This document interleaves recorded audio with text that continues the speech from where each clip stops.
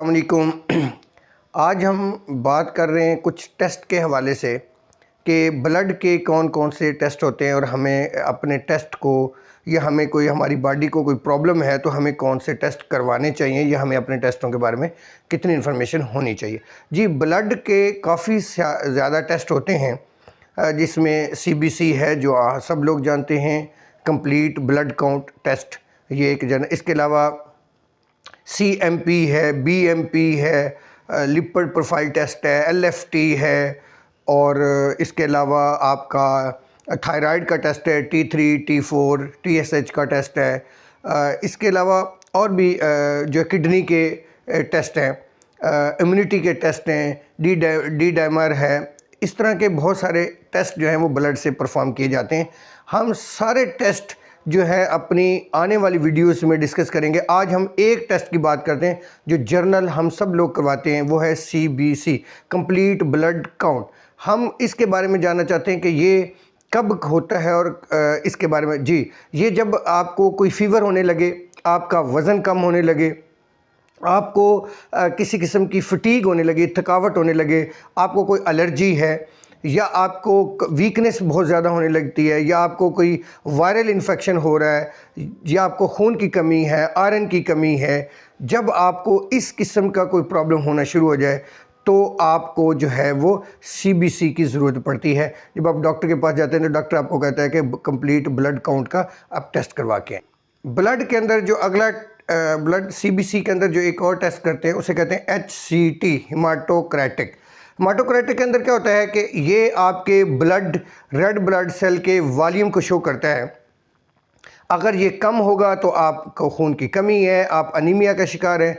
ये जो मैन है यानी मेल है, उसकी जो रेंज है वो तकरीबन 44 से 50 के रेंज में आता है, 50%, और जो फीमेल है उसका 36 से 44% की रेंज में आता है। जी, CBC के अंदर जो अगला टेस्ट होता है उसे कहते हैं MCV, mean corpuscular volume.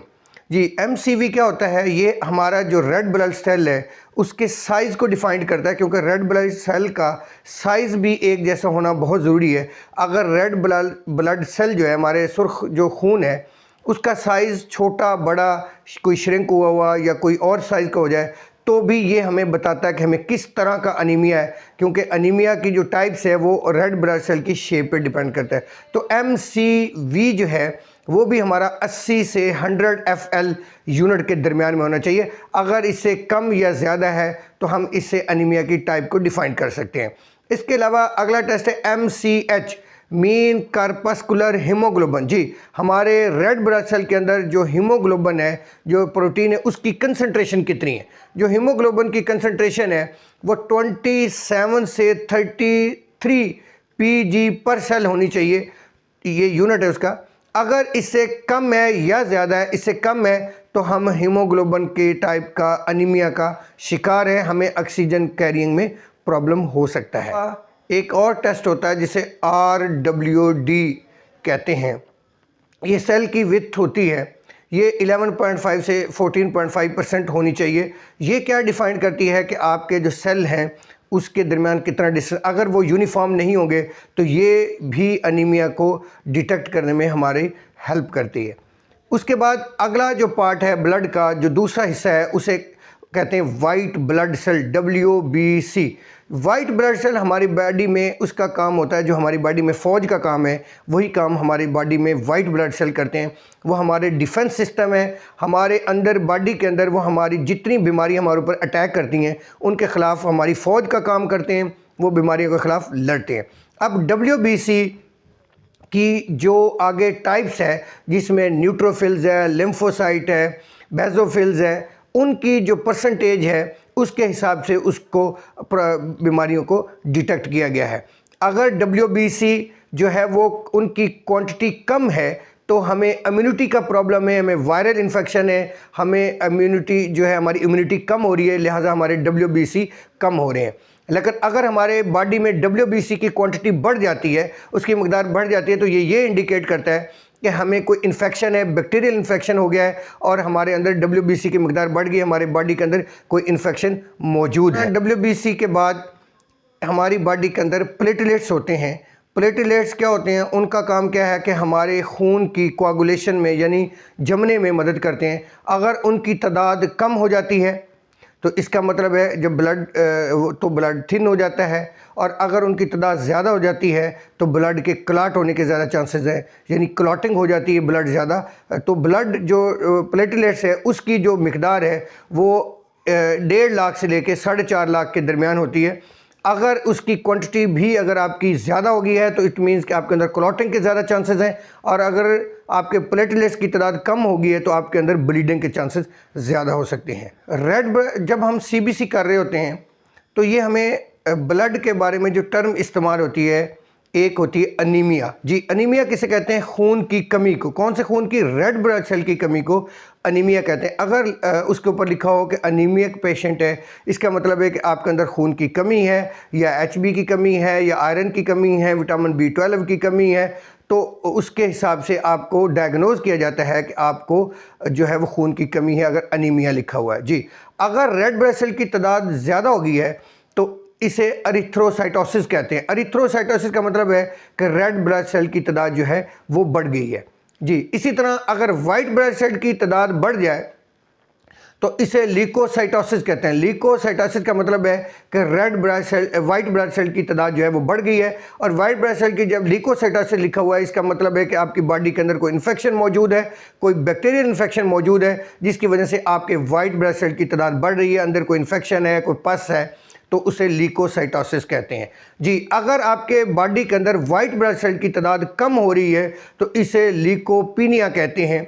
Leucopenia जो है इसका मतलब है कि वाइट ब्लड सेल की तादाद कम हो रही है, इसका मतलब है कि आपकी बॉडी के अंदर कोई वायरल इन्फेक्शन हो रहा है जिसकी वजह से ल्यूकोपीनिया हो रहा है। जी, इसी तरह अगर प्लेटलेट्स की तादाद जो है वो बढ़ जाए तो उसे कहते हैं थ्रोम्बोसाइटोसिस। जब थ्रोम्बोसाइटोसिस लिखा हुआ हो तो इसका मतलब है कि आपकी बॉडी के अंदर प्लेटलेट्स की तादाद बढ़ गई है, और जब प्लेटलेट्स की तादाद बढ़ गई है तो इसका मतलब है आपके अंदर ब्लड की एग्रीगेशन ज़्यादा हो सकती है, आपकी ब्लड क्लॉटिंग के चांसेस ज़्यादा हो सकते हैं। और अगर प्लेटलेट्स की तादाद कम हो जाए तो उसे थ्रोम्बोपीनिया कहते हैं, यानी प्लेटलेट्स की तादाद कम हो गई है, लिहाजा अब आपको छोटा सा भी कट आएगा तो आपकी ब्लीडिंग जो है वो ज़्यादा हो सकती है, खून पतला हो गया है, तो ये थ्रोम्बोसाइटोपीनिया कहते हैं इसे। अब हम अगर वाइट ब्लड सेल की बात करते हैं तो उसको फर्दर उसके नाम से डिवाइड किया गया है। उसके पहले सेल का नाम है न्यूट्रोफिल्स, जो 40 से 60% न्यूट्रोफिल्स होते हैं। और न्यूट्रोफिल्स जो हैं वो सबसे पहले एक्टिवेट होते हैं जब हमारी बॉडी पे कोई बैक्टीरिया या फंगस का अटैक होता है, तो सबसे पहले जिनकी तादाद बढ़ती है वो है न्यूट्रोफिल्स। अगर आपके रिज़ल्ट के अंदर न्यूट्रोफिल्स की तादाद 40 और 60% से ज़्यादा हो गई है, न्यूट्रोफिल्स तादाद में बढ़ गए हैं, तो इसका मतलब है कि आपके ऊपर बैक्टीरिया या फंगस का अटैक हो गया है। दूसरे नंबर के जो वाइट ब्लड सेल हैं उसे कहते हैं लिम्फोसाइट। लिम्फोसाइट जो है हमारी बॉडी के अंदर 20 से 40% होते हैं। अगर लिम्फोसाइट की तादाद इससे बढ़ जाए तो इसका मतलब है कि हमारी बॉडी के ऊपर वायरल इन्फेक्शन हो गया है, वायरस का कोई इन्फेक्शन हो गया जिसकी वजह से हमारी बॉडी के अंदर लिम्फोसाइट की तादाद बढ़ गई है। लेकिन अगर इनकी तादाद कम हो जाती है तो इसका मतलब है कि हमारी इम्यूनिटी जो है वो कम हो रही है, हमारी इम्यूनिटी का जो रिस्पॉन्स है वो कम होना शुरू हो गया, हमारी इम्यूनिटी की डिजीज़ का कोई प्रॉब्लम हो गया है। जो वाइट ब्लड सेल होते हैं उन्हें कहते हैं मोनोसाइट। मोनोसाइट जो होते हैं वो 4 से 8% हमारी बॉडी का हिस्सा होते हैं। और मोनोसाइट जो है उसका काम क्या है कि हमारी बॉडी के अंदर कोई भी बैक्टीरिया या वायरस का कोई डेब्रिस, कोई उसका पार्टिकल, कोई हिस्सा हमारी बॉडी के या सेल के अंदर मौजूद है तो उसे क्लीन अप करते हैं, सफाई का काम करते हैं। तो जो इनका मोनोसाइट्स है इनका काम यही है कि हमारे सेलों की सफाई करना, उनमें से बैक्टीरिया और वायरस के जो डेब्रिस पार्टिकल होते हैं उनसे रिमूव करते हैं। तो इनकी जो रेंज है वो 4 से 8% होती है। जो वाइट ब्लड सेल है उसे कहते हैं ईओसिनोफिल, वो 1 से 4% होते हैं हमारी बॉडी के अंदर। और ईओसिनोफिल क्या करते हैं, जब हमारे जिस्म पर कोई पैरासाइटिक इन्फेक्शन होता है, कोई पैरासाइट इन्फेक्शन स्टार्ट होता है तो उसके अगेंस्ट जो है ये प्रोड्यूस होते हैं। अगर इनकी तादाद बढ़ जाए तो हमारे बॉडी ये इंडिकेट करती है कि कोई पैरासाइट का इन्फेक्शन हो गया है। वाइट ब्लड सेल की एक टाइप है जिसे बेज़ोफिल कहते हैं। बेज़ोफिल तब एक्टिवेट होते हैं जब हमारे जिस्म पर कोई एलर्जिक रिएक्शन होता है और उसके नतीजे में वो हिस्टामीन को रिलीज़ करते हैं। जी, इसी तरह ये हमारा जो आज का मकसद है वो आपको ये बताना है कि जब हम ये अपना ब्लड टेस्ट करवाते हैं तो हमारा ब्लड टेस्ट जो है रिपोर्ट वो हमें कौन कौन सी प्रॉब्लम हमें बता रहा होता है और हमारी क्या क्या रेंज होनी चाहिए। अगर किसी को भी इसके बारे में कोई क्वेश्चन करना है तो वो हमसे पूछ सकता है, कमेंट्स में पूछ सकता है। इसके अलावा हम गाहे बगाए सारे टेस्ट जो ब्लड के होते हैं या बॉडी के जितने टेस्ट होते हैं हम अपनी आने वाली वीडियो में एक एक करके 1 बाय 1 डिस्कस करेंगे। अगर किसी ने अपना कोई टेस्ट जो है वो डिस्कस करना है या पूछना है तो वो हमें पर्सनली भी भेज सकता है या हमें कमेंट्स में दे। हम आपके टेस्ट को जो है उसके ऊपर वीडियो भी बना देंगे और उसको आपको इलाबोरेट करके उसकी डिटेल भी बता देंगे कि क्या प्रॉब्लम है और इसकी क्या ट्रीटमेंट है। जी, तो अब हम इसकी अगर हम इसको खुलासा करें तो हमें ये जो है वो हमें खून की कमी के बारे में बताता है, बैक्टीरियल इन्फेक्शन, वायरल इन्फेक्शन या हमारा कोई भी ऐसा इन्फेक्शन जो बॉडी के अंदर मौजूद होता है, इम्यूनिटी के हवाले से है, वायरल इन्फेक्शन है, उस हवाले से CBC जो है वो हमें रहनुमाई करता है। ये हमारा बॉडी का पहला टेस्ट है। फर्दर जो टेस्ट हैं 1 बाय 1 वो इसी को मद्देनज़र रखते हुए डॉक्टर आगे जो है वो रिकमेंड करते हैं। जी, हमारा मकसद आप तक आपकी रहनुमाई करना, ये इन्फॉर्मेशन के लिए वीडियो बनाई जाती है ताकि आपको अपने टेस्ट या अपनी रिपोर्ट को देख के आपको पता चले कि ये हमारी रिपोर्ट हमारे लिए क्या रहनुमाई करती है। या अगर कोई शख्स डॉक्टर उसको जब कह रहा होता है कि CBC करवाएं तो उसको पता हो कि मुझे प्रॉब्लम किस तरह का है और मुझे क्या चीज़ ज़्यादा फोकस करनी चाहिए या कौन सी चीज़ हमें क्या बता रही है। जी, हमेशा की तरह ये आप लोगों की रहनुमाई के लिए है, आप लोगों के लिए बनाई गई है और अगर ये आपके काम की है तो आप भी ज़रूर सुनिएगा और अपने दोस्तों को ज़रूर शेयर कीजिएगा ताकि उनको भी ये इसकी जो है वो हेल्प हो सके, उनको इन्फॉर्मेशन उन तक पहुँच सके। बहुत शुक्रिया। हमेशा की तरह हमारी हौसला अफजाई के लिए लाइक, कमेंट्स और सब्सक्राइब ज़रूर कर दें ताकि जो है ये जो इन्फॉर्मेटिव वीडियो है वो आप तक पहुँचती रहे। बहुत शुक्रिया।